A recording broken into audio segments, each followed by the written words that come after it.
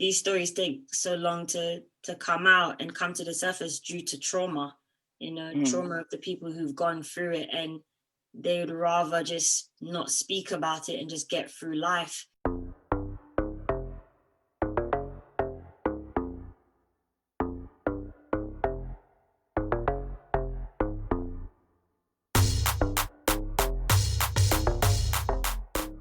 After collecting and amassing fans globally by way of the massive success of Black Panther, the movie about the fictional superhero, British actor Letitia Wright tells a new story of Black Panthers, the very real change agents and the fights for equality and equity they had in the UK.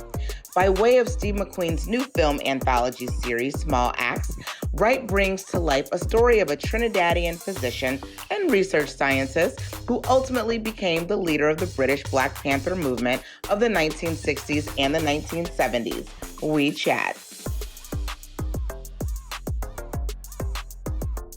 The story specifically for me resonated so much because, when I received the script, it had purpose, it had meaning, it had something to say. And those are the stories that I love the most. What made you want to tell this story? Because I've read that this was really an important role for you, and that you were very thoughtful about choosing this.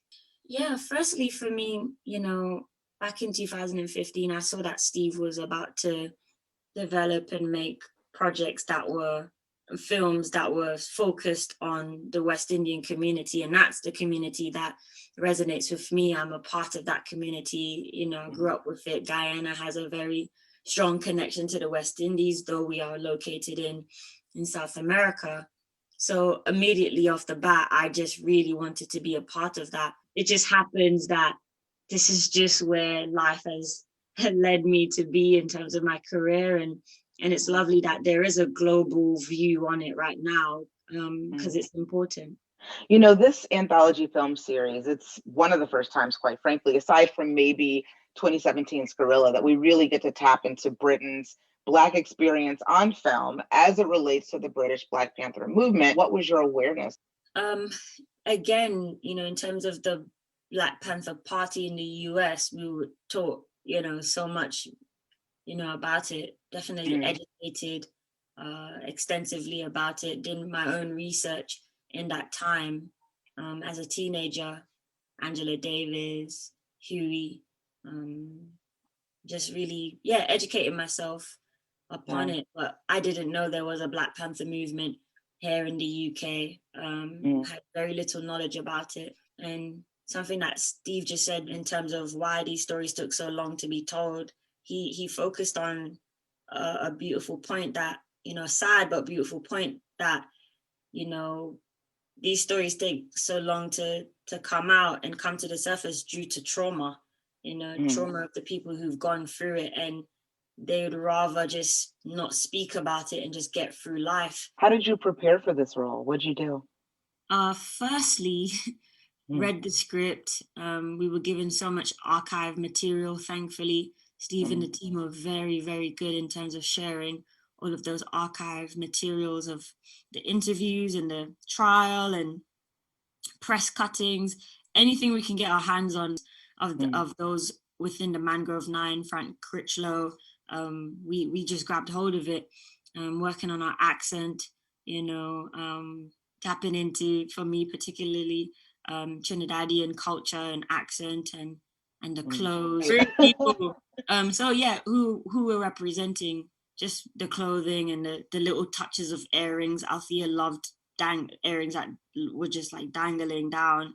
So just finding little touches of how we can add that into the grand scheme of things, of the look for the people we're representing. Before I first met you, one thing that someone told me is that your Christianity, your faith, was so strong, and that was something that you would love to talk about. Why is that important for you and for you to talk about the way that you do? I feel like we live in a world where everybody speaks on what is close to their heart, and everybody speaks on what they care about. And I happen to care about care about my faith and care about what Jesus did for me on the cross, and the fact of experiencing a tangible, real relationship with him. I actually went and did what the Bible said was seek and ye shall find, and I did find. And it changed my life, before Panther, before Black Mirror, before the explosive projects that's blessed me so much. I was in a very bad place, and I stretched my hands out to God and to Jesus, and I was helped, and I was surprised because I had spent many years doubting and being blasphemous towards Jesus and mocking my friends. Sadly, I was mocking my friends who believed in Christ, and he saved me and helped me in a place where, light came into my life. And I was surprised because I had spent many years doubting and being blasphemous.